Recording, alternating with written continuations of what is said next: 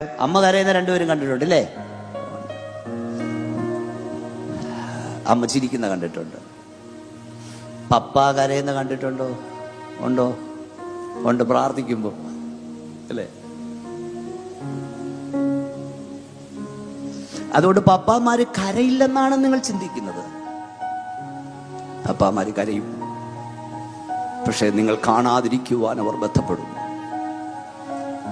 ലോകത്തെ കുടുകൂടാ ചിരിപ്പിച്ച Charlie Chaplin പറഞ്ഞു,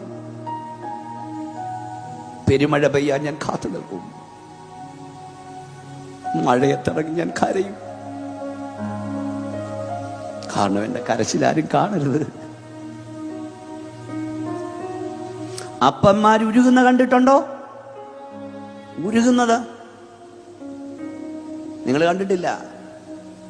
തൊട്ടടുത്തിരിക്കുന്നവർക്കറിയാം അപ്പൻ്റെ ഉരുക്കം.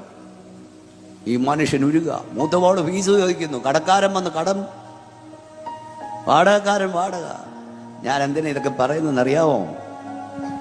നിന്റെ അപ്പൻ ഇന്നലെ കൊണ്ട വെയിലാ ഇന്നത്തെ നിന്റെ തണൽ. ഈ അപ്പനെയാണോ വഴിയിലിറക്കി വിടുന്നേ?